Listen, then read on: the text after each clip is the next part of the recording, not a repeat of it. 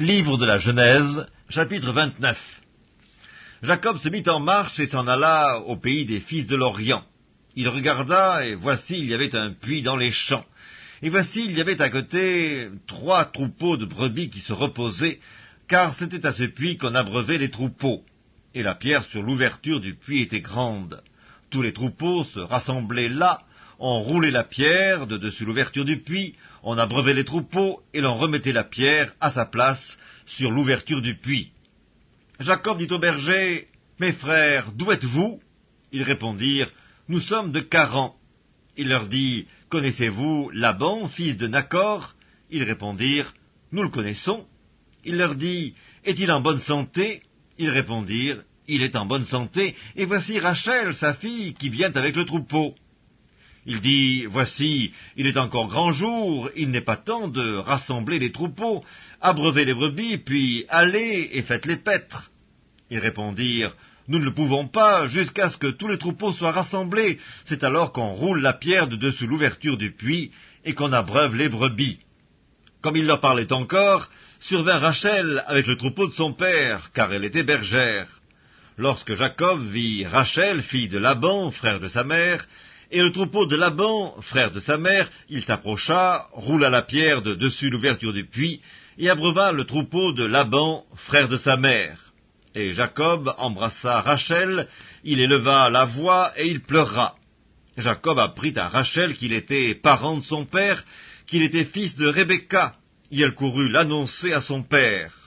Dès que Laban eut entendu parler de Jacob, fils de sa sœur, il courut au-devant de lui, il l'embrassa et il le fit venir dans sa maison.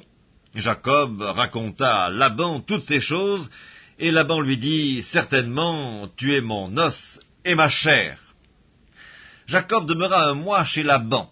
Puis Laban dit à Jacob, « Parce que tu es mon parent, me serviras-tu pour rien? Dis-moi, quel sera ton salaire ?» Or Laban avait 2 filles, l'aînée s'appelait Léa et la cadette Rachel.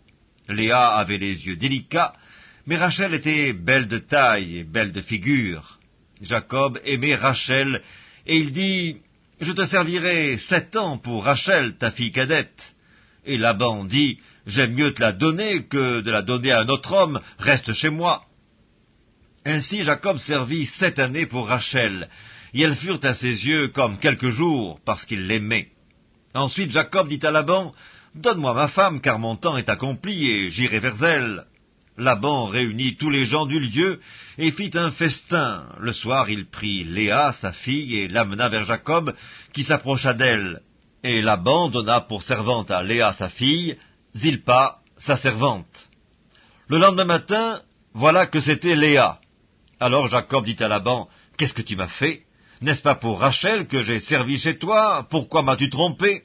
Laban lui dit, « Ce n'est point la coutume dans ce lieu de donner la cadette avant l'aînée. Achève la semaine avec celle-ci, et nous te donnerons aussi l'autre pour le service que tu feras encore chez moi pendant 7 nouvelles années. » Jacob fit ainsi, et il acheva la semaine avec Léa, puis Laban lui donna pour femme Rachel, sa fille, et Laban donna pour servante à Rachel sa fille, Bila, sa servante.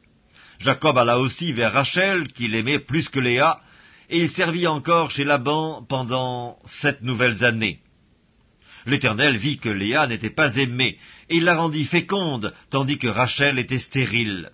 Léa devint enceinte et enfanta un fils, à qui elle donna le nom de Ruben, car elle dit, « L'Éternel a vu mon humiliation, et maintenant mon mari m'aimera. » Elle devint encore enceinte et enfanta un fils, et elle dit, « L'Éternel a entendu que je n'étais pas aimée, et il m'a aussi accordé celui-ci. » Et elle lui donna le nom de Siméon. Elle devint encore enceinte, et enfanta un fils, et elle dit, « Pour cette fois, mon mari s'attachera à moi, car je lui ai enfanté 3 fils. » C'est pourquoi on lui donna le nom de Lévi. Elle devint encore enceinte, et enfanta un fils, et elle dit, « Cette fois je louerai l'Éternel. » C'est pourquoi elle lui donna le nom de Juda, et elle cessa d'enfanter.